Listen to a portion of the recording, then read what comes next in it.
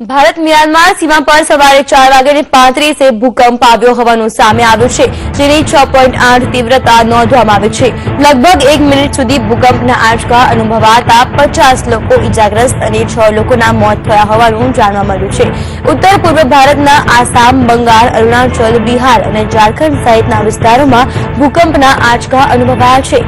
ભૂકંપનું કેન્દ્ર ઇમ્ફાલથી 33 કિલોમીટર દૂર અને ઊંડાઈ 35 કિલોમીટર નીચે હોવાનું માપવામાં આવ્યું છે, જેને ધ્યાનમાં રાખીને હાલમાં ઇમ્ફાલમાં વીજ પુરવઠો બંધ કરી દેવામાં આવ્યો છે। તો પીએમ મોદીએ આસામના સીએમ સાથે વાત કરીને પરિસ્થિતિનો તાગ મેળવ્યો હતો।